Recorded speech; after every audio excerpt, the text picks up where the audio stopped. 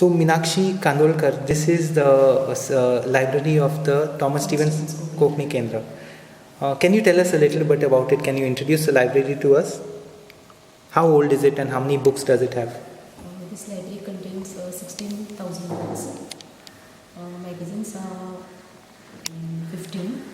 15 magazines every month? Yeah, every month. Okay, and who uses it mostly? All public. Researchers, members of the public. Researchers. Can anyone visit it, or what are the fees to visit? Do you have to be a member to visit? No, or? no, you don't have to become the member. Okay. If you are referring the book for one day, you have to pay 10 rupees. I see. Just 10 rupees a day. Very reasonable. And can you tell us a little bit about the Konkni magazines that are available in your library, for instance? You can show us. One is Gulab. Yeah.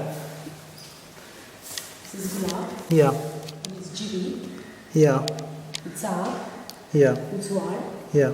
Those are all Konkni magazines. All from Goa. Yeah, from So गोंयचे कितले Konkani magazine आसतले? गोंयचे आसा तर गुलाब एक आसा. वय. जाग एक आसा. वय.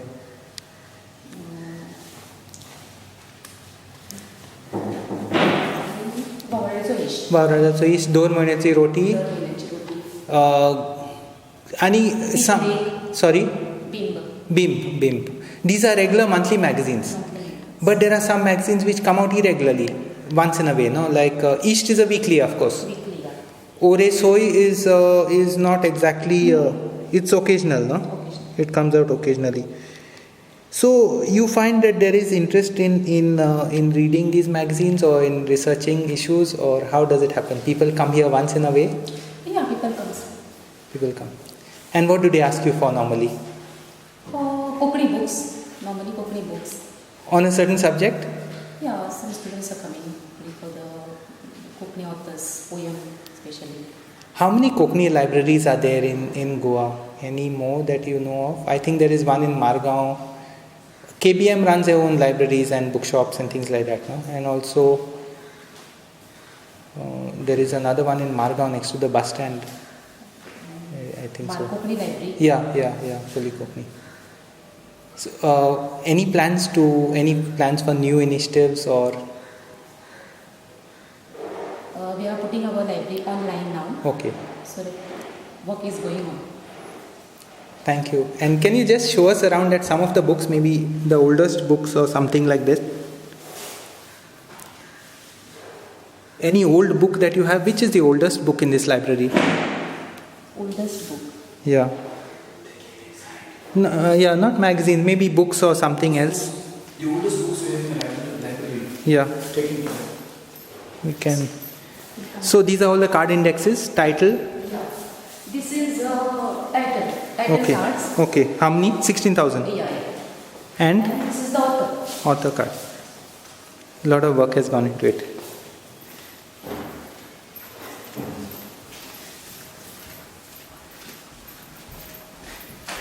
So it goes upstairs also. This is where most of the books are stored. This is the binding section. I see. All books are binding. Okay. Books we are keeping here. I see. So which is the oldest book that you have, maybe? This is Kazulo, Umaro. Rakno. This is the old, yeah. Rakno. Going back to which year? Maybe. First issue of Roti. Father, you can tell us about Roti. This library also has all the issues that have been in circulation from the year 1915 till today. Really? Yeah, I can show you the entire collection. It begins with 1915 and goes down to all the years right up to the latest 2014. In those days it was published in Karachi, right? Yeah. So initially it was published in Karachi in 1915. Yeah. Then in around 1953 it was moved to Bombay. There was they reached this stage because in 1947 partition there was happened. partition. So the United British India was now divided into two, Pakistan Yeah. and India, two Yeah. independent states, independent nations. Yeah. So the problem was the Roti was published in one nation while the majority of its readership was in another nation. We'll come to that in the next Okay, fine, section sure, on the talk when we are talking about the Roti. Yeah, sure. But how did you get it across from a book perspective? How did you bring across these books? You know, the thing is like, there is a readership for Konkani. Yeah. No. I mean, how did you bring it from Pakistan to India? It came via Bombay or? It came via Bombay. I see. Yeah, from Pakistan, from Karachi it went to Bombay in Baikala, Yeah.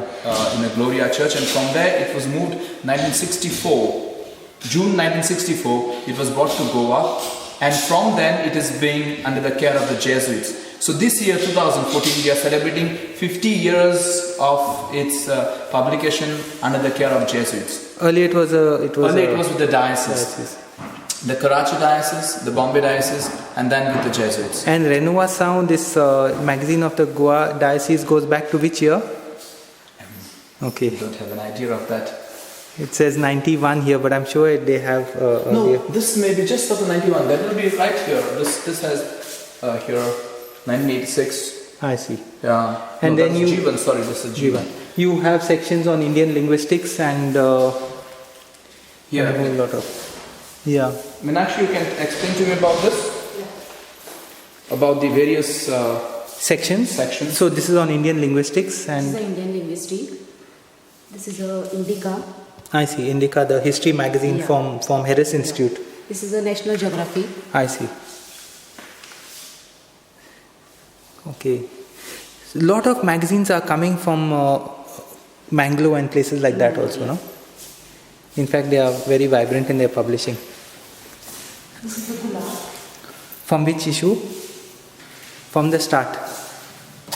It was started in 83. 1983, yeah. That's when it started, Gulab, I remember. Sodh. You have your own research journal, Sodh. This goes back to which issue? How many issues old it is now? All the issues are there. So, right to Bulletin 1. I see. And the last would be 16. 16, 1 to 16. 1 6. Thank you. Thanks and all the best.